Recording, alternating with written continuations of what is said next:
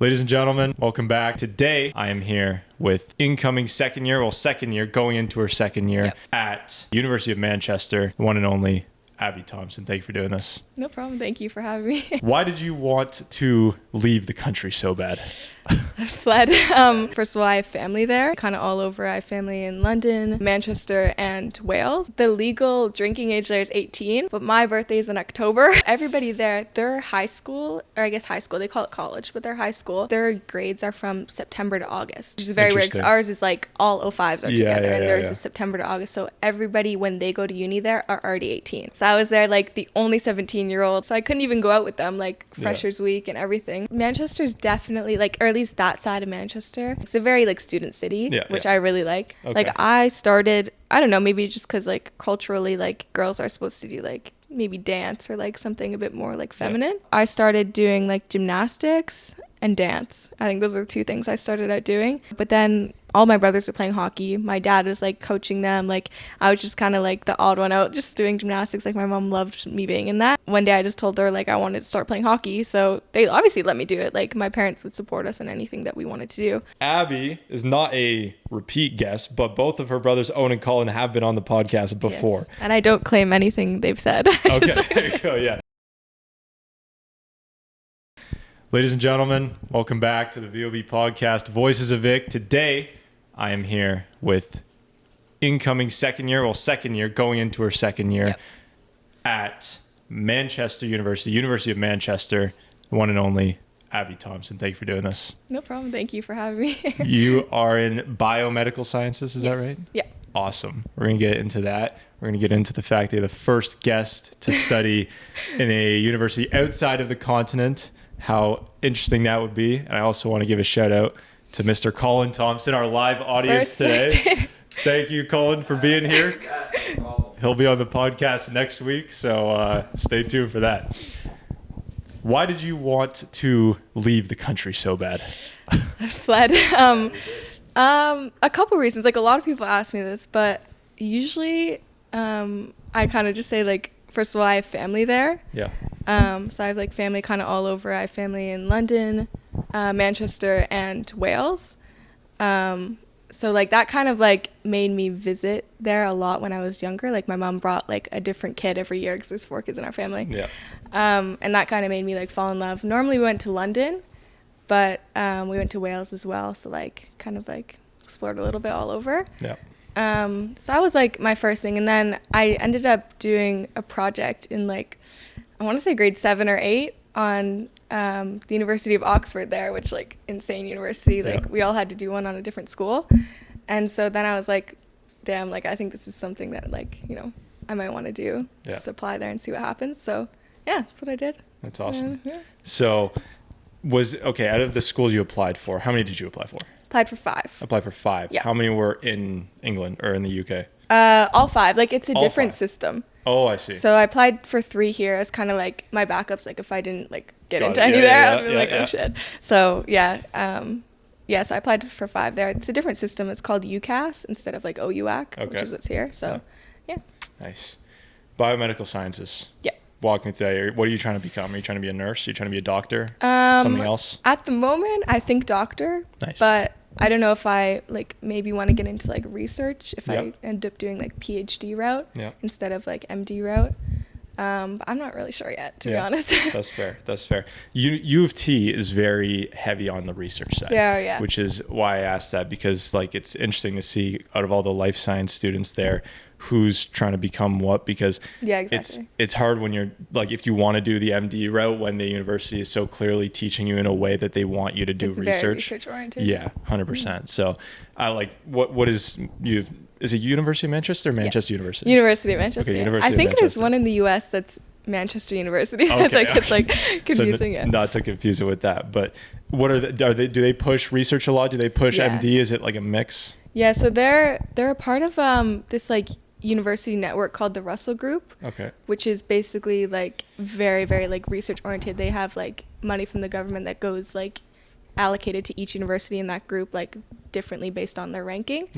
And then I don't like really know in detail how that works, but they're very big on research. Okay, cool, interesting. Walk me through last summer. So at the end of your first year, you've applied already, or at the end of your high school, sorry, Yeah.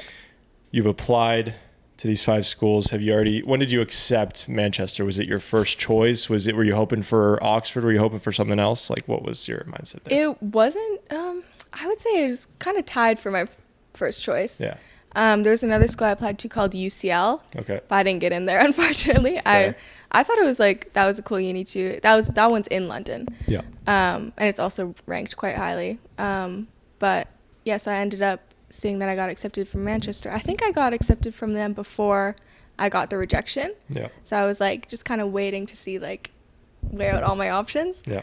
But yeah, when I got accepted there, I was quite excited, and then I kind of just waited for like all of them to be done, and then I was like, okay, I think this is my top one now, like out of the ones I got accepted from. Awesome. So when you get that acceptance letter, when do you mentally move from Canada to England? When do you like say, okay, I'm ready to go? Were you not ready? Were you just ready once you got there, once you showed up, once you landed on the plane? Yeah. Like, walk me through that whole experience. Well, it was very weird. Like, I was not prepared. Yeah. I was not prepared at all. I thought I was like I had the entire summer, like, spent it with friends. I was working a bunch. I was like all packed, ready to go, had everything. I was like, okay, I'm just going to buy my dorm stuff there because obviously it's kind of hard to bring it on the plane. Yeah. And so we had a trip to Paris planned, like me, my mom, and 2 family friends of ours. Okay. We were going to go to Paris like the week before I moved in just to like see it, and like they wanted to see it, and then we were going to give them a tour of Manchester as well. Yeah. So we did that, and I, like, up until then I didn't even think about moving out. I was like, I'm so excited, like this is going to be great kind of thing, like. And then even like saying goodbye to my dad and like my uncle and stuff at the airport, I was totally fine. Like, obviously it was sad, but I was like so excited. I think the excitement was like overriding. Yeah. So, and then when we got to Paris, even there I was fine. And then all of a sudden, like the day before we flew from Paris to Manchester, I was like sitting. I was like, I'm actually doing this. It's crazy. Yeah. So not even like, I don't know. Did you have any friends going there with you? No, just you? It was just me. Yeah, I didn't know. Damn. So that was the thing too. I was like in high school. Obviously, I was new going into grade 9. Didn't know anybody, but I had my best friend with me. Yeah. So this is like definitely a different experience, like entirely new. Absolutely. I can't imagine that. Yeah, because I was thinking when I went to JSF for that first year, it was me and I had Nick there too. Yeah, but it's like catch rivière going exactly. But even that, I was like nervous. I was like, okay, it's just the 2 of us. Yeah. We're short compared to these, because when you're in 9th grade and you see 12th graders at JSF, they seem like they're 7 foot. Yeah. So, that was scary. But you're now going overseas. But you said you have family there. Was there a bit of like, who in your family is? None of your parents are born there, are they? No, my mom, her parents are born there. That's mostly her side of the family. Yeah. And she lived there for about 2 years, I think, when she was younger, like on and off. Got it. So she lived there, but she's not born there. Yeah. Is there a bit of that, like, at least a bit of warmth knowing that, I don't know, like your cousins or someone's around, or just the fact that, like you said, you traveled there when you were younger? Yeah, exactly. No, like we always went to visit them when we were there. And my mom, like recently, I want to say like a couple years ago, discovered the family in Manchester. They were kind of like distant family that she didn't realize she went to school with. Okay. Like her distant cousin there, and that's how we know them now. But we've gotten really close with them, like especially with me moving there. And they're like super nice people. So that's awesome. It's been good to get to know them. So, okay, now walk me through this first year. Because I remember my first year. It's probably the most memorable so far. I've got my 4th year coming up, but out of 1, 2, and 3, first year is the most memorable, but just because everything is so new. Yeah, exactly. So, like, walk me through it. What was the whole experience like from start to finish? When did you get acclimated? When were you comfortable? Like, everything. Okay, so I'd say when I got there, the thing is, the legal drinking age there is 18, right? Yep. But my birthday is in October. Got it. Yeah. Same here. So everybody there, their high school, or I guess high school, they call it college, but their high school their grades are from September to August.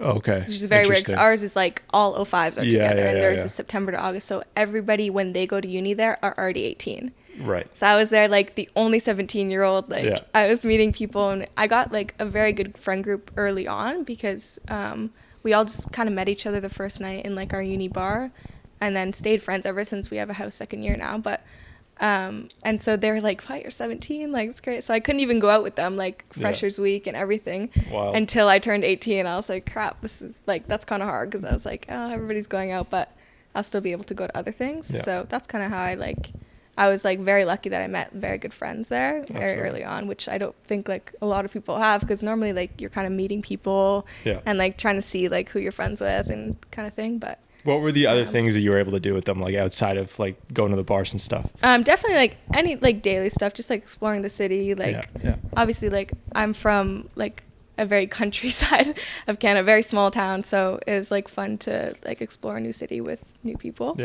So that was definitely different, but I would say I wasn't like completely, I was still homesick. Like I wasn't completely comfortable there until like definitely I would say like completely comfortable until like Christmas. Got it. Like because I was there, like still went home for the break and had to come back and like do exams straight away. So I kind of had to just like get through it and just like, you know, make friends and try and battle homesickness a little bit. Sorry, so the break you're saying, was that the Christmas break you went home for, or was there another a different? Okay. I had a reading week as well. And you came back after Christmas and did exams after Christmas? Yeah, we had like Interesting. we had 2 weeks of exams like straight after Christmas, whereas I think you guys it's it is before, before. That's tough. That's like high school, because high school is like you go off and then you forget like the 3 months of studying you've done before, and you have to come back and then do all the tests. You just have to had to study the entire break. But that group that you met, were they all from Britain? Were they all British? Yeah, there was, we had a couple of exchange students. One was from Amsterdam and the other was from Australia, and we got very close with her as well. Unfortunately, she had to go back to Australia, but so we all got quite close. That's good.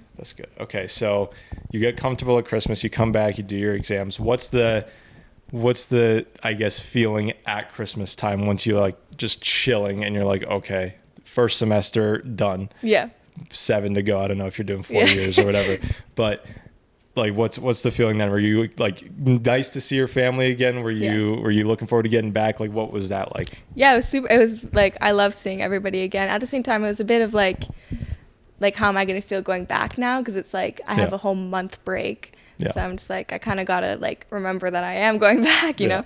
And then there's also exams to think about. So I had to study kind of through all that. And then also had to work because like money, I need to get the money back up. But that was it was kind of all over the place, to be honest. I didn't really know what to think, what to expect. But Did you work down there? Are you able to work down there? I am, because I'm on a visa. I'm able to work, I think it's 18 hours a week. Okay.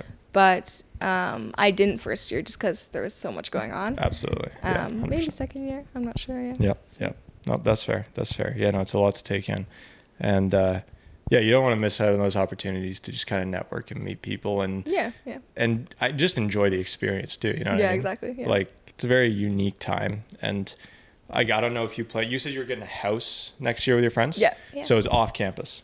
Or is it? It's kind of on campus, because like we've got, technically I guess we have like 3 campuses. There's like the city campus, and then one right next to it, it's called Victoria Park. Nice. Which is where my accommodation was. It's like kind of like a very quiet like neighborhood side where like there's a bunch of like a whole row of accommodations on the road. Yeah.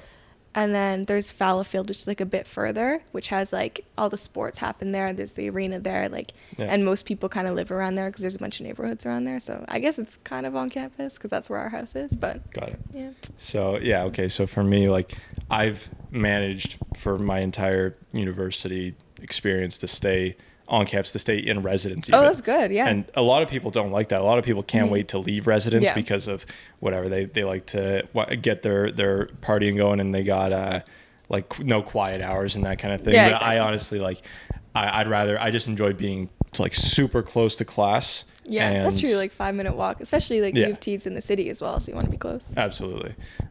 Instead of like needing to take subways and public transit and all that mess. So that was huge for me. But what I was thinking, what was I going to ask you about living there? CJT, what was I thinking? You're thinking, you're gonna, I don't know what you're thinking. Okay. Oh, right. Sorry. So like it was more just for the student culture community, because you said there's one place where they do sports. When you're outside of residents, are you expecting to still be able to be involved in the community? And also like, is most of the student life, does it take place like on campus, or is it like you guys going out to the city and doing more stuff there? I'd say Manchester's definitely like, or at least that side of Manchester, because it's pretty big. It's like Toronto. You've got like your outskirts a little bit, but you've got the city center. Yep. But the city center itself is very like uni student, like young. Like it's a very like student city, which I really like, because we've got another uni next to us called Man Met University. So I'd say like there's a lot of people like in the city center that go to uni. It's like very young. Yeah. Is there a rivalry there between you two? A little bit, kind of. I don't even know. I think there is. I feel like they do a soccer match every year between both of them. Yeah. But I didn't go, so I don't know. That's fair. Yeah. You played hockey for a very long time. Yes. I don't know if you're still playing hockey. Is hockey existent at all in the UK? It's there. It's there? Is it very good? I would say they have a European league. Like Manchester has a team. Yeah. And our uni has a team. I think we've got 2, but it's like mixed gender. Okay. And I think it's like pretty casual. Yeah. So maybe I'll join it next year. I don't know. I don't know yet. Yeah. No, like getting that equipment across on the plane too would be a mess. But exactly. But yeah. Okay. So then, what other sports? What's big there? Soccer. Soccer or football. I guess. Yeah. Football. Right. I'd get in trouble if I called it soccer. But rugby's huge as well. Yep. I'm trying to think what else. Netball's pretty big. What's netball? It's like basketball, but when you throw the ball, you have to like stop. It's very different. Interesting. And there's no backboard on the net. Yeah. And it's very different. I wasn't a huge fan, but I tried it. That's fair. Okay, so soccer is the big team. Is like, if that's the big sport, like comparing, because I like to compare, I don't know if I like to compare, but I just end up comparing the Canadian like college culture compared to the US. Yeah, it's very different, Very different, So I was wondering, is the UK more like Canadian schools, or is it more like American schools? Because you know what I mean when I say American schools, when you can see like how wild they are about their sports. 100%.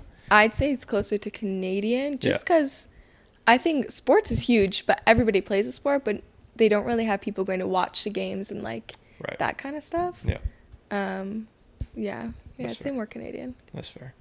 I did an episode 19, with a guy named Theo Sokol. He's British.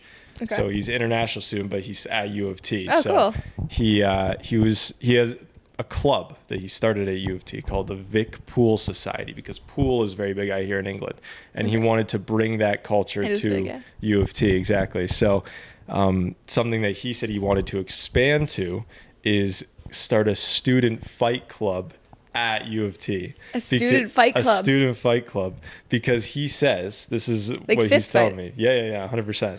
He's saying that in England, in the UK, it's a thing that a lot of universities, a lot of colleges like partake in, and that it's like an official club. So it sounds like I need to find that. So it sounds like you don't know what he's talking about. I need to do my research. Making this shit up. But like, I was gonna ask if that's at all popular, if you've seen that at all. I have not heard of that, but maybe I just haven't done my research clearly. Maybe. I need to find out. Maybe they've banned it. I don't know. Maybe they've gotten a little bit more sensitive to that stuff. Dang, I haven't heard of that. But you know what is big? Horse racing. Horse racing. It's huge there. Yeah. Everybody like say there's I don't even know what times they do it. I feel like they do it at like 2:00, like midday. Okay. There'll be a horse race, but people get on the bus. You can see them all lining up, dressed all fancy. Like everybody dresses up for it. Students? Yep, students. Oh wow! You see, like everybody lined up at the bus stop, and then they take a bus, go to the like arena or whatever you call that, where the horses race, and then it's just like a whole day of drinking and partying. They'll bet on horses, and then they'll do it, and then it's just a whole day of fun. I haven't done it. I really want to do it this year though, just from seeing other people doing it. That's it looks cool. That's another thing too. The drinking culture in the UK. Yeah. It's a little bit different, right? Psychopath. But I think that like it's they don't do it as how do I put it? I don't know if they are like I feel like there's a reason that it's 18 there and 19 here. Mm-hmm. And 21 in the US, because in the States they're fucking stupid with alcohol, you know what I mean?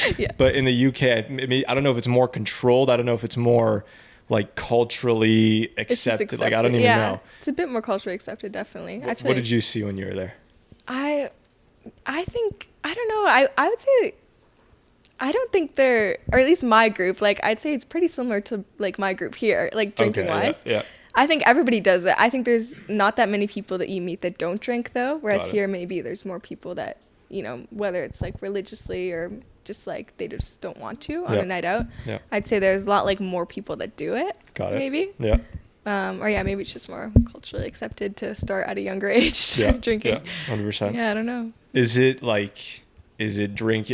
responsible, or do you just see guys getting blasted at these races? Definitely, yeah, a bit of both. Yeah, Definitely. yeah. I've been on the bus before, like midday, and there'll be people just like drunk beside me. So Yeah, 100%. Yeah. And that's the thing is that normally in Toronto, the culture at U of T, at least, when you see someone drunk on the subway, it's like, I better get away because I don't want Yeah, this guy to move away stab from me. that guy. You know what I mean? Yeah. Whereas I don't know if in the UK, if it's just like, oh, okay, drunk guy, innocent enough. Yeah, yeah. Like, I don't know if there's any perceived threat there. I mean, from my experience, like I haven't really felt unsafe ever when Yeah. maybe that's just me, but like whether it's like I'm just like walking the street. I mean, if I'm with my friends, obviously you feel a bit safer. Yeah. Maybe if I was by myself, I'd be a bit more alert, but yeah, I don't find it. Yeah.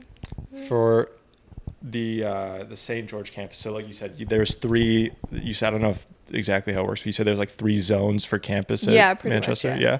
So U of T, there's the main campus, which is St. St. George, George, yeah. and then you have Mississauga and Scarborough, which are Yeah. they're not like connected necessarily, but they're different campuses for U of T. Yeah. And at least for the St. George campus, I can't speak for the other ones, but like when you basically step outside of the U of T border, it's like a completely different world. Oh, really? Yeah, like they do a great. I give credit to campus security, because obviously they make sure that Keep it clean, kind of. keep thing, it yeah. clean. Yeah, make sure nobody who's not supposed to be there is in there, and it's just interesting because when you walk south, it's normally south, and you go close to the CN Tower, you get all the bad stuff, all the Yeah. homeless and the drugs and Yeah. everything, and it's just like the contrast is very different. So like if I only stayed in campus for my university experience, I would tell you that Toronto is the safest place in the world. Yeah, once Whereas- you step outside of the city. Though, Exactly. Yeah. Exactly. Yeah. And that, I feel like that is the case for most places, but I was wondering if your experience was any different, if you were like, this is incredibly safe on campus, outside a little different, or was it like outside is not bad either? I found it very safe on campus, but you're right. Like when you go outside of that, obviously, I mean, our school's kind of divided by a road called Oxford Road. Okay. Right in the middle. It's like this big road, but it's during the daytime, it's closed to normal cars, so only buses can go on it, which is Interesting. kind of nice because you can like cross Yeah, the yeah, road yeah, pretty yeah. easily. But that road, I'd say like there are homeless people on it, but it's a very long road. I'd say like right in where the university is, there's a lot of security there, like you say, but just because it's so intertwined with the city, Yeah. it's kind of hard to get around that. But yeah, there are I'd say there are like a lot of homeless and drugs and stuff that happen around. Yeah. 100%. Interesting. Okay. Rewinding back again, going into the first year before you actually showed up. Now you've experienced the whole thing. I want to know, what were the expectations you had? Which ones were true? Which ones were not? And also, like, what were some things that you did experience that you were like, I did not expect this at all? Like, That's a good question. how did it meet your vision for what it was going to be like, Mm-hmm. and how did it like be completely different? Well, I went to go visit the uni before actually applying to any, so I already knew what it looked like. Oh, you did? Okay. But obviously it's different than actually moving there. Like Of you kind of course. just go visit on vacation. You're like, Yeah, oh, this is super cool. I could see myself living here. But it's different when you're actually there, living there. But I'm not too sure. An expectation that I had. I'm trying to think now. I don't even know. Colin, help me out. What's an expectation I had for uni that... Like an expectation. Yeah. Um, I'm going to think about this one. You're good. like school would be easier than here. Yeah, that's true. Like I It's a knew, good one. It's a yeah, good one. that's true. Because I feel like a lot of people think it's gonna be like so much easier, so much harder. Right. Yeah, I definitely knew it was gonna be harder because teachers in high school prepare us like, oh, like you guys aren't gonna survive at uni, Yeah, like haha. But so I knew it was gonna be harder going into it, but it was hard. It was hard. Yeah. Oh, and you're here, like, Yeah. I'm in university, you don't Yeah. Yeah, exactly. So I think like there's so much like build up to going there, and then it's like, okay, when you get there you actually have to start studying. Like Right. this isn't just like you study all of high school to get into uni. Now you're studying in university to get a job afterwards, right? Yeah. So yeah, when I got there, it's definitely like a lot harder. Yeah. Not harder than I thought, but definitely a lot harder than high school. Yeah. And so I was studying like probably 10-hour days during exam season, which I'd Wow. never done before. That's wild. Normally it's like a couple hours a day, like, Yeah, okay, yeah. I'll be okay, you know, and the teachers tell you exactly what you need to know for the exams in high school. Whereas in university, it's like you have all these 100-slide PowerPoints Yeah. that they read to you for 2 hours, and then Yeah. you have to do like that with what you will Yeah. for yourself. So yeah, it's definitely a lot of like navigating like study methods, like what works, what doesn't, which like now I know for second year, but then second year is different than first now, so kind of have to change up again. Absolutely. So, Absolutely. And yeah. so far for me, and I think it's going to stay this way till I finish this fourth year. Second year was the hardest. Oh, really? Yeah. Great. Yeah. So just forewarning. Some I don't know knowledge what you think. from- Was second year harder than first year for you? Yeah, so He agrees. Yeah. I'd say first year, like, it's a bit easier because you're, like, easing your way into it, but... Exactly. Yeah, because my academic advisor told me, because he was looking at my grades, I have to have a meeting with him like after every semester. Yep. And he said that it only gets better first year. So I was like, oh, like grade wise. Yeah. Yeah. Oh, So grade hopefully- wise. Yeah. I Okay. guess. Perhaps grade wise, just because the pressure, and also you don't want to miss out, and you have to prioritize like meeting people in first year. I could see that 100%. That's true. The social aspect kind of. Just in terms of difficulty, at least for me, like class wise, Yeah. second year was the one. But Okay. once you get into third and fourth year, at least for me, and once again, we're in completely different programs, so it could be different. It's very specialized. Like you choose exactly what you want to do. Yeah, which is super good. Yeah. Yeah. So we'll see. I don't know how much like leeway you get in biomedical sciences, where it's like I want to do this type of thing or that. Well, yeah, I've got usually their bachelor's degrees there are only 3 years Okay. instead of 4, but I'm on a 4-year program that gets me like an undergrad master's like my 4th year. Nice. It's like a research year, my Nice. 4th year. Yeah. So my 4th year, I guess that's kind of I just get to pick what I want to do, and you get assigned to a professor, and you kind of just do research the whole year. Yeah. But for second and third year, I just picked my classes actually for second year. Got it. And it was pretty like, it was all optional units. There was probably 2 mandatory ones. Mhm. And then I have like, there's these things called RSMs, which are like research skills modules, they call it, Yep. that I have to do. It's about 18 hours a week. So it's quite like a part-time job. And Yeah, then yeah. you get a list of options, and then you have to pick 3, and then they assign you to 1. Yeah. So I think my top one I put was clinical sciences, and then I put anatomy. Put anatomy second because I was like, that might be hard. Yeah. So yeah, I'm just kind of waiting to see what I get allocated. But That's after tough. that, yeah. That's gonna. So we'll be see what intense. happens. Yeah. Good luck with that. Thank you. We're gonna take a quick 5-minute break. Let the Sweet. cameras cool down, and then we'll jump back into it. Sounds good. Back after a short break. Something I wanted to bring up was when I was hanging out with Colin in Toronto. We went to see the Toronto Maple Leafs alumni game, Okay. which was like not at all what we were expecting. They were so slow because they were all Oh, like no. 60 plus, but it was fine. Anyways, we were hanging out, and he asked me a question. This is the most insane question ever.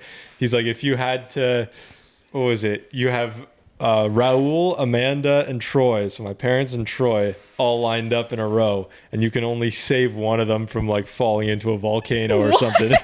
Who would it be? And I'm like, that's a crazy question. And I think I said Troy because he's a sibling and he's younger. I don't know if I'd still say that. That sounds pretty bad. But You have to choose too. Oh God. I asked him then. I asked him. I was like, okay, you have Owen, Abby, did you pick? and Evan lined up in front of a volcano. Who are you saving? And then he goes, no hesitation. He's like, Abby. I was like, Abby, you're Perfect, saving perfect. Abby. He's like, yeah, because she's probably got the brightest future out of all of those 3. So One's going to England and the other 3 are not going to England. so I bring that up because I want to then ask. This was when you were already in. This is during your first year. Yeah, that's right. So you were in England then, but you were a good student in high school. That's how you obviously would get accepted to a school like University of Manchester. So I was wondering. We were talking about kind of like study habits and stuff, and you're like, yeah, I had to study like 10-hour days for exams. I'm Yeah. like, that's crazy. But like, how did your work ethic evolve? How did your study methods evolve? Because I would also think that not only is the the work more demanding in university, but also the social life is kind of more demanding because you have more opportunity to do more things. Yeah, exactly. You don't necessarily it's not like need your to set group of friends kind of thing. Exactly. Yeah. And you can hang out outside of like regular school hours. You know what I mean? Yeah. So like what changed? How did you evolve your methods? Ooh, I'd say like, I didn't realize that I didn't study as much in high school until I got there. And I was like in high school, I was like, yeah, like I'm studying so much. Like I hope the grades are worth it kind of thing. But then you get to uni and then you're like it's like 4 times that. So I definitely had to like not adjust. Like I knew that going into it, but during exam season, I was like, hey, I have to lock in. Like I have to like say no to things during exam season. Like, so that's kind of what I did. Like during those, well, my first set of exams were only 2 weeks, but my last one was 4 weeks because I had 6 exams. So during those 4 weeks, I barely like did anything, which like socially, like probably not great, but like all of our friends were like that. We were all like, okay, we have to kind of lock in for this. So I did some things like during the daytime, we'd all like study together outside if it was a nice day out or whatever. So you can kind of like adjust it to that, like still hanging out with people, but you know, kind of having to focus on your studies a little bit. 100%. So yeah, I definitely like, just didn't really go out much, didn't really do anything except for study during those couple weeks. That's huge. And it's good to have a friend group who's like willing to, I don't even know if it's a sacrifice because everyone understands that you have like mutual responsibilities. Yeah, exactly. Especially in university, like maybe in high school it'd be a bit different, but in uni, everybody's like, especially if it's the same school you're going to with the same kind of like expectations for all their students, everybody's going to be kind of at that level as well. So 100%. And did I hear you said you had 6 exams? Yeah, second semester I had 6. First one I only had 4 or 5. Does this mean you're taking 6 courses per semester? Yes. That's wild. Plus, I think 6 plus tutorials. Damn. I think, What's your, I don't know if you know this number off the top of your head, like how many hours a week are you in class? I'd say on an average of like 2 classes a day, so not too bad. Okay. Not too bad, Got it. Because, like for me, like most of the work happens outside of class. Yeah. That's true, exactly. right? In class, they're kind of just like reading off the slides. 100%. Also had, like labs, but not too many, like max, like 3 a week was like the max I had. Yeah. What are the professors like? I love them all. I love them. The only ones that I kind of like, the only classes I kind of didn't really like take to as much were the ones where I couldn't like understand the professor that well. Just I had a biochem class and like super nice guy, but I think he was from Germany, somewhere else in Europe, where he had a completely different accent, where I was just kind of like, I can't really pay attention that well because I don't really understand what he's saying. 100%. So that was like one where I still went to, but you obviously have to like do a lot more work after class, like trying to understand, watch YouTube videos of somebody else explaining it to you. 100%. So, but yeah, no, I love them all, and they're all like very knowledgeable. Like my academic advisor was amazing. He's from the US, so like I kind of related to him that way. He knew that I was international. And he studied there for his undergrad and went to England for his postgrad. So he was kind of like giving me advice about my program and stuff. So that's awesome. They're all pretty good. That's awesome. Looking out into the future, we have second year coming up. What are you thinking going into second year? Are you excited once again? I'm sure you are excited to get back, but like, how is this year going to be different? You said you already picked your courses. Yeah, I already picked them. Yeah, I like them a lot. Like, I think I like them even more than first year just because you get more options. Research. I'm excited for the research as well, even though I think it's going to be a lot of work. But I hope I get one of my choices for that. And I think it'll be good. I think probably be a bit different. I have less classes, but more like research. I think I only have 4 classes per semester, but there's definitely a lot more like research and like work that goes into that, because my first year all of our exams are worth 90% of our grade, so like 10% is just like the online tests and stuff, but then like it all comes down to that last exam. But second year, luckily, like a lot of classes are more like coursework, so I can kind of like boost my average up that way. Hopefully we'll see. 100%. So now, okay, one more question. There's a question about the future, and then we're going to go all the way. We're going to go to the past. We're going to talk about your upbringing and talk about you having 3 brothers. We should have mentioned that too, how that was like.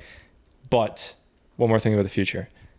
After your first year, would you like to live in England, not in university, like after university? Would you like to stay there? Would you like to come back to Canada, or is it like 50-50? What are you thinking? At the moment, kind of 50-50. I definitely think I want to take a year off after my undergrad. in case I do go like the medicine route, then I want to take a year off to kind of study for MCAT, do Yep. some work, Yep. get experience and all that. So if I do that, I think I might want to stay there for a little bit longer. Nice.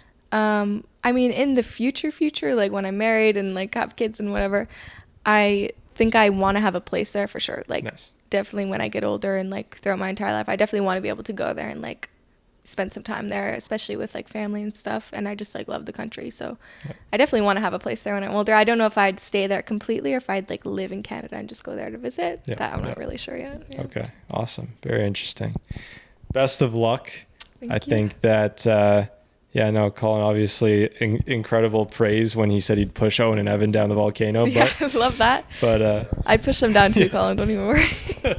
maybe I should ask you, who would you save out of the three brothers? I'd save Colin for You sure save because he Colin? saved me. That's I don't very think nice. Owen and Evan would save me. So. There you go. There you go. So let's talk about that. You're the third oldest, so second young. Yeah, How would you pretty put much. that? Yeah, because you I got guess second youngest. second youngest. Middle child, Yeah, I think. yeah, I'm in the middle as well. Yeah, you're kind of middle. yeah. I How guess. is it? How many minutes? Like 4 minutes or something? Because two's in the middle of four, right? So, Say what now? because I'd be the second oldest, and we have four of us. Yeah. So I'm well, no, you and Abby still technically. But like, isn't like two like half of four? I see what you're That's doing there. that's true. That's but true. I don't think that's how it works. That's true, but still, I'm still in the middle though. That's how it works. Yeah. So I should have mentioned this at the start. Abby is not a repeat guest, but both of her brothers, Owen and Colin, have been on the podcast before. Yes. And I don't claim anything they've said. I Okay, just like there you go. Yeah, you don't want to link any of that cancelable material to Abby. Maybe we'll legally change her last Yeah, name, yeah. Thompson without the P, Abbey Thompson, Thompson. just to not link it. But no. So we're missing the last piece of the puzzle. We need Evan now to complete the set. Oh, true. And he's like about to pick his university, so that's Yeah. You can get some information That would because be he won't tell us interesting. anything. So. That's fair. You So gotta like hype 'em up. Yeah, you I'll- gotta hype him up. I'll sit here for 60 minutes peppering him on what university Yeah, he wants exactly. to go to. He's changing his answers right now. I don't trust it. So yeah, sorry. You got Owen and Colin. Owen the oldest, Colin the second by a few minutes, Yep. and then Evan, your younger brother. Yeah. How is that environment? Would have liked to have a sister growing up? Obviously, you're good friends with Julia. I'm sure Yeah. that's like the closest thing you have to a sister. Yeah, exactly. But would you have liked to have like someone in the house with you? Have you ever I thought about that? I would have. I would have liked to have somebody to help me ban against our Yeah. brothers. Colin, time of Um, transition. I threw a whole pod against that. So, Okay. Against what? You just have to watch the pod. And don't worry about She it. doesn't want to claim your ideas right now. We'll Yep. get into it next week. Okay. I'll But, watch it. Everybody go watch. Thank you. But sorry, yeah. So like, tell me about that. I cut you off. Yeah, I would have liked to have another. Obviously, it would have been a lot of kids in the house. Right. Like I'm still, happy with what we have right now. But no, it would have been nice to have another girl. Yeah. Because then it would have been like 4 guys and 3 girls would have been a little bit easier. But All right. no, I'm lucky that like I'm very close to my parents still, especially with being the only girl. So Yeah. no, I'm lucky to have that. Yeah. 100%. What have you learned from them, or what have you taught them? Maybe they're learning from you. What have I learned from that?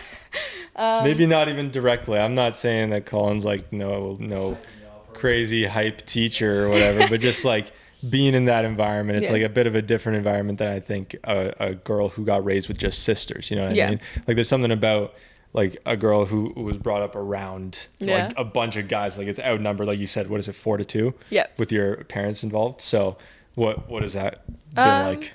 I'd say, we used to fight a lot when we were younger. I think me and Colin were the ones that fought the most. Yeah. I think he'd agree with me on that. There you go. So, Who won? me for sure. It's more like verbal. It's not really. Yeah, Oh, okay. Like, I'm not doing what I do to Adam. Yeah. Wait, we just skipped past that way too quickly. Anyways, so. You beating up on Evan? Yeah, exactly. Violent. He knows that, so. It's like CP on Troy. Yeah, exactly. Yeah, there you true, go. true. There you go. Yeah, no, I'd say I learned that like as we got older, we got a lot closer. Mhm. Like I'd say now, like ever since I wouldn't say high school, but maybe when they went to university, that's when we got like the closest. I'd Yeah. say, because like I did learn a lot from them university wise, like what to expect and like Yeah. just from their own experiences as well, Yeah. and even what they're like doing right now. Like I've learned a lot from them. Yeah.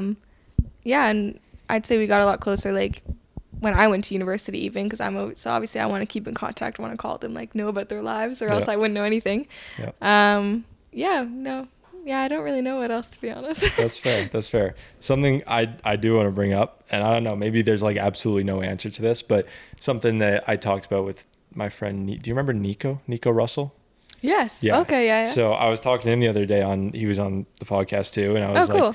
one of the biggest things that you can't control for in life is like the gender of your kids. Like I feel like it completely changes the path you go on in life. Like if you have 3 sons versus 3 daughters, like your life looks can't completely control different. it though. Yeah. Exactly. So and then he brought up, he's like, yeah, kind of true, but the more we progress and the further we get into like this new age kind of way of parenting, a lot of people think that raising sons and daughters should be kind of the same, and like you shouldn't be too different with the way you raise them. Yeah. So I was wondering, like, how did your parents raise you guys similarly and differently? Like, was there things that like they would treat Colin versus you differently, things that they would expect of you the same? Like, how was that like? I'd say, I mean, like values and, morals wise, it was all the same. Like we all got like grounded the same, like for doing the same things, like doing chores and stuff. We all had the same kind of chores to do, except for if it was like heavy lifting, like obviously I got out of that, luckily. I'd say the main thing, honestly, that I can think of is probably sports. Okay. Like I started, I don't know, maybe just because like culturally, like girls are supposed to do like maybe dance or like something a bit more like feminine. So I started doing like gymnastics and dance. I think those are the 2 things I started out doing. And like ballet, I think. But then all my brothers were playing hockey. My dad was like coaching them. Like I was just kind of like the odd one out, just doing gymnastics. Like my mom loved me being in that. Yeah. But then one day I just told her like I wanted to start playing hockey. So they obviously let me do it. Like my parents would support us in anything that we wanted to do. Yeah. But yeah, it was just kind of funny because I started doing that and they kind of like coached me in that. So I feel like we also got closer probably doing that as well. That's awesome. But that's kind of one way, I guess, like started out different and then kind of just went the same because obviously I wanted to be like them. Like we all wanted to, I don't know, kind of be the same. So that's awesome. And you grades too.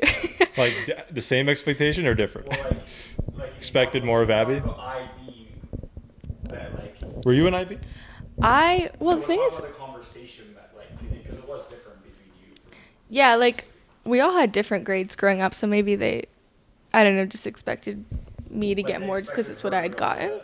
Like IB, they didn't expect me older than that. Like, yeah, mostly because our like Madame Musafir, our school counselor, she like when me and Julia, my best friend, went to go see her together, and she told us like, oh, like you guys have like great grades, you should be an IB, blah blah blah. So we were supposed to be in it. I have no idea what happened because for like first year, like 9th grade, we weren't in the IB class, so I don't really know what happened with that, but we kind of just ended up not even doing anything about it and then stayed out of it. But that's fair. I was an IB for you were 2 IB, years. Yeah. Well, not technically, I guess. I was in it for 9 and 10, which is like pre-IB. Okay. Pre-IB, yeah. Yeah. So it wasn't exactly as intense, but I talked to Zambu. I was like, yo, what's the deal with this IB? I think this is like a complete waste of time. Is it worth it? Is it not yet? Yeah, especially because I knew I wasn't leaving. I wasn't going to England, you know what I mean? I was staying here. I was going to, in Ontario even. I was thinking maybe like McGill, like maybe go to Quebec, but I knew I wasn't leaving the country, and that's kind of what IB is for. Is that which I didn't even. Yeah. I was, as soon as I found that out too, I was like, oh God, am I making a huge mistake by not doing it? That's a good point, actually. Yeah. Just because like, well, then everybody that I don't know about you, but everybody that I've really talked to that's done it always says don't do it. So I don't know if like, I guess it just depends. And it was very heavily tilted towards like the students were all women.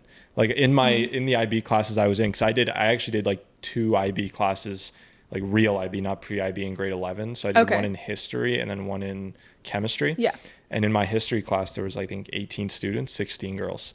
It was me and my boy Gabriel. Shout out to Gabriel, who were the only guys in there. So I'm like, I never even thought about that. It's interesting. Like girls, I think girls, like it's a thing girls do better in school, I think today. Maybe, high school wise, maybe it's just, yeah. I wonder if you took like statistics, what you would see. I'm not sure. Yeah. I know the U of T's split is 55% women, 45% men. So it's close. Yeah. It's very still close. Quite but, equal. so going back, sorry. So that's IB. And you were able to, as I just realized, you were able to get into University of Manchester Yeah. without the IB. Yeah, luckily I wasn't too sure when I had applied. I wasn't sure if that was something I needed. Yeah. I did some research and I read online like that's not really like something you need, but it's definitely something to have. But I had already started without it, so I was like, well, Yeah. I can't really go back now. Yeah. So yeah, I finished high school without and just hoped that my grades would be enough, and luckily That's huge. got in. So That's huge. Do you think that going to JSF, going to a French school, do you think that helped or hurt your definitely. application? No, I think it helped, but I mean, I think it's always better to have like that leg up of being, Duolingo. Bilingual? Bilingual, not Duolingo. Yeah. It's an app. I'm on a 107-day streak on Duolingo right now. For what language? Spanish. Oh, nice. Yeah. Good for you. Still doing that. Colin, join the app. Yeah. It's like grade 10. Like, Oh, really? CV's been on that forever. Yeah. That's a flex, though. Yeah. Still don't know Duolingo. Spanish, but that's okay. But Together. no, sorry. So you think it was helpful to be bilingual? Oh, definitely. Yeah. I mean, I can't really speak for like the people that go through the applications. I'm not really sure like if they think that it's, a good thing to have 2 languages. I think if I was applying maybe to somewhere like France or something, that'd be kind of cool. I wonder if I'd have to do like a standardized test to get in there. Like luckily French, if it was my first language, I would have to do an English test to be able to go there. Yeah. So that all the university I applied to said that you'd have to do a test to make sure that you're like well enough in English. But luckily it was my first language, so obviously not. Yeah. But yeah, I don't know. I think it was definitely, but I'm not too sure. That's awesome. That's huge. Going back to hockey, you mentioned how like, yes, you originally did gymnastics and dance and then you wanted to move into hockey. Yep. You played, I think, pretty high level hockey, didn't you?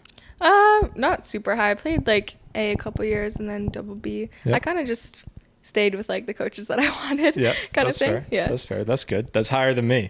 There we go. The highest I got to, I'd say the peak. Okay. Well, I guess technically in university they have tri-campus. So as I told you, they have the Scarborough, UTM and St. George. So there's a league where those 3 campuses play against each other. Okay. That's cool. Each has a team. But so that's like, I guess you could say that's high enough level competition. It's kind of in between like intramurals and varsity. It's not crazy. It's not like, It's still super fun though. It's whatever like you make it out to be, Yeah. Like, Yeah. 100%. Yeah. I had a That's good coach too. Oh, okay. That's He was always been. awesome. He did a podcast, which is Really? That's huge. cool. Yeah. That's cool. But sorry, you could also argue that JSF hockey was like, that was probably my second highest level of competition. That's probably like it was just playing with guys was Yeah. a lot higher than like what I was used to. That's fair. But that's the thing is that you weren't like out of place. I would say you weren't out of place in that league. Thank you. You know what I mean? So Yeah. that's why I wonder, like, when you played hockey in these girls leagues, where were you, I guess, compared to the competition? Like, did you, because my mom was telling me, ask her about if she was like, I think she thought you were captain or assistant captain of some team. Yeah, I was assistant for a couple years. On That's the team. huge. Okay. So what team was that? Brampton, Canada. Yeah. So I started out in Orangeville for like my first ever year when I was like 7 years old in house league, and then went to Brampton for a couple years after that, came back to Orangeville and went back to Brampton for my last 2 years. Got it. So it's kind of random. Like when I decided to go back to Brampton my last 2 years, that was because I had this coach and she was like amazing. My first ever girl coach. She was my favorite coach I've ever had. Nice. And obviously I've loved all my coaches though, but yeah, she was amazing. Just like to be able to relate to a woman as a coach kind of thing. And it was my first one. And then, but they were pulling her from that team the next year. They were sending her down to coach some like younger kids, which none of our team wanted. We were like, no, like we want her. Yeah. So then a lot of people decided to leave after that, the center, and then went to Brampton. Me and my best friend went to Brampton and a couple of our other friends. So Got it. Yeah. Okay. So, and how old were you when you started playing hockey? I think 7. 7. Okay. I want to say 7. So I was going to try to compare like, what did you get from gymnastics and dance versus hockey? But I don't know if you remember, like, if there was too much to get from gymnastics and dance. Maybe like even you could tell me if there is, but like what have you gained, do you feel like, from hockey compared to maybe like what you would have if you stayed on the path from dance? Like how are the sports different? Obviously it's like hockey's Actually, I'm not even going to say it's more intense. I think it's more intense personally for me, but I've Physically, never yeah. done gymnastics and dance. Yeah, actually, because gymnastics is very, from what I've seen, like I like to watch the Olympics Yeah. whenever it comes back because I love Simone Biles, even Yeah. though I don't do gymnastics anymore, but I think like she's super cool. So it's crazy like what they do physically. Yeah. So I'd say as a sport itself, I'd say gymnastics seems more individual. Right. Obviously you're on a team, but all your skills and like every competition that you go to, you're doing yourself. Yeah. And you're training by yourself with your teammates, but you know, Mm-hmm. it's like your own body, your own like training. Yeah. But as a sport in hockey, like you've got 5 people playing at once plus the goalie. Yeah. So it's very like team based. Like you need to have like a good connection with your team. That way, like you can play well together. Yeah. So I'd say like that, more of that like team building and stuff is definitely what I got more out of hockey. That's huge. That's huge. When you were that assistant captain, when you were in that leadership position, compared to, let's say, when you were just like as a player, do you think that, first of all, how do you think you got that position? Because that's an important question that I think, because Troy this past year was captain Right, of JSF, Evan told me, yeah. which was awesome. That's cool, yeah. I was like Good for so him. hyped when I saw that. Yeah. But like, I think it's interesting to see, like, what traits do you need to have before getting that position to even be nominated? Because like for me, when I was playing on the JSF team, that was always like, that was a dream for me. This is why I was so happy for him. I was like, Yeah. the fact that this guy was a C, He's like captain, I even just that's wanted to super be an cool. A. You Yeah. know what I mean? You were, weren't you? No. I thought you were. No. Oh. I was where was not. it? That was Ali. He got it taken away from him twice. Oh. Twice. But no, that's something I always wanted to do, because I've always, the way I framed it in my mind was like, I would be such a good assistant captain, give me a chance. But Yeah. I realized that the traits you need to have the traits before they give you the A. You know what I mean? Because Yeah. that's why they would choose you to have the A. I guess they got to see it first, kind of thing. Yeah, 100%. It's like you need to portray that leadership beforehand. So I'm thinking, like, when you were chosen, when you got that position as the assistant captain, what did you have in terms of leadership qualities beforehand for, like, I don't know who chooses, if it's the coaching staff or something. Yeah, for us as the coach, some years they did like the girls pick, but a The lot vote, of yeah. a lot of coaches don't even believe in captains, so a lot of coaches don't believe in them. So, but yeah, my coach did. So, I mean, when I went back to Brampton, when he invited us to come back to play for him, and we went back, I was originally on winger. Okay. Before that, like I started out as defense like very like early on, and then it got moved to forward by one of my coaches. So I played winger up until then, and then his name's Alex, that coach, he wanted to move me to center. Yeah. So I was like, okay, that's pretty like big role. I hope I can do it, kind of thing. And Colin has played center his whole life, so I was like, okay, like I can be taught how to play it. We'll be okay. Yeah. So I think that was one of the things, because obviously when you're centerman, like you kind of control like how the face-offs are set up. Control like some of the plays a little bit. Yeah. I think it kind of started with that, and then I don't know, I loved my coach as well, so like I think that he like hopefully like trusted me to like make good plays and be able to talk to the girls and kind of stuff, like that kind of stuff. And I was very close to our captain. Her name's Kay. I'm still friends with her to this day. So That's awesome. I don't know, like, I don't really know what it went into it, to be honest. I hope that I had some leadership-ish traits, but I think my position was definitely one of them as well. That's good. Yeah. No, that's awesome. I think it's leading by example, which is the main thing. And that's something that I've learned, not only obviously with sports, but with anything. Like if you are in a relationship and you are looking for your partner to be better in a certain way, you better make sure you're better in that way first. You know what I mean? Like it's not great to go and start barking orders when you're clearly like lacking in that. Yeah. Exactly. You know what I mean? So it's same thing with that. Same thing with a family. If you want your family to improve, you got to start by improving yourself. And that's that's super interesting. What are we at here? The number one saying that I've gotten my head, 'cause obviously now I play hockey for Victoria College. So it's like, do you watch Harry Potter? Yeah, I love Harry Potter. Yeah. I've seen all of the movies except for the last one. Oh, you got to watch it. I know. What? I don't know That's why one of I the best waited. ones. Exactly. Okay. But it's like the way I frame it in my head is like consider U of T like Hogwarts, and then you have like Slytherin, Gryffindor. There's like 7 colleges at U of T. Okay. So like how there's like 4 different divisions in Hogwarts is like 7 colleges. So and they all play each other in hockey kind of thing? They would if all the schools were, if all the they call them colleges. So there's University of Toronto, and then there's 7 colleges within University of Toronto. Okay. I'm just trying to like lay that because a lot of people are like, they don't Confused, understand. yeah. Yeah. Colin had to ask me a few times on the podcast. I'm like, no. This is how it works. You get it now? What?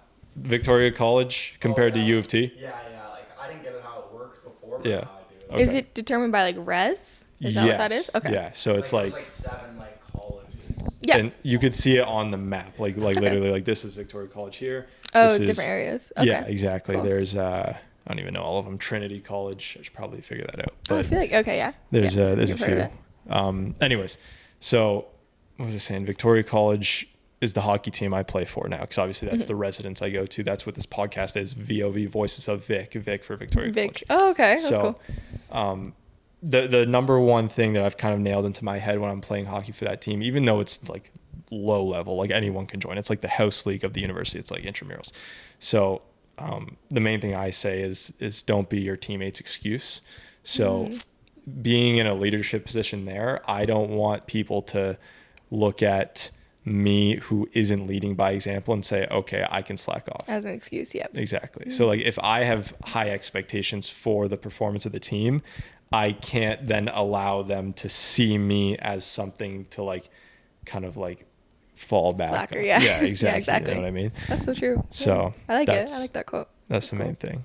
But yeah, we're about finished up here. We're about to wrap up. Do you have Sweet. any final thoughts? Any last topic? Something you want to bring up that Ooh. I wasn't able to bring up? I don't know. Anything you want to share with the audience, with the people? Do you have any advice going into your 4th year? Going You're into quite my experienced 4th in year. uni now. Yes. What do you think? That's a good point. That's a good point. I think that a lot of people in university, and you tell me if you've experienced this at Manchester, are kind of in autopilot. So they don't necessarily have the plan and they don't necessarily know what they want. Whereas like with you, from Like what after uni, you mean? Yeah. So like from you, what I've heard is you seem pretty like focused in on this is what I'm aiming for, which is good, which is something that I respect a ton. But a lot of people are kind of like, I'll just figure it out, which like nobody ever, like you can't get to where you want to go if you don't know the direction. Like if you're driving a car, your eyes closed, the odds of you getting to your destination is not very good. So I think that you have to figure out the plan, and the plan isn't always necessarily confined to what university offers you. So a lot of the people, degree, yeah, exactly. Like it's not just about the education. There's so much opportunity within university that comes from outside of the courses. This is literally just speaking to the people who are not, who don't have their plan. Yeah. So like, I'm not going to go talk to like an engineer who clearly has his life goals in order and be like, you need to stop focusing so much on your classes. Obviously not. No, of course. You know what I mean? But for the people who are like, I don't know exactly what I want to do, you just have to find a way during those 4 years, especially with the cost. I don't know. Is it expensive to be in Manchester? Especially as an international student, it's right? quite a bit more expensive than here. Yeah. So like, especially with that cost, you have to, don't just like throw in the towel and be like, whatever, college is a scam. You have to find the value wherever it might be. You gotta find yourself for you. out of it. Yeah. Yeah, 100%. Totally. So that's what I would say. Cool. Awesome. Thank you. No worries. Ladies and gentlemen, that is Abbey Thompson. Thank you for doing this. Yeah, thank you so much for having me. Appreciate it. I have some VoV stickers to give you Sweet. before you go. Love it. So I'll send you out for that. Gotta promote. Absolutely. Thank you for watching. We will see you next Sunday. Ladies and gentlemen, see you next Sunday. Peace out.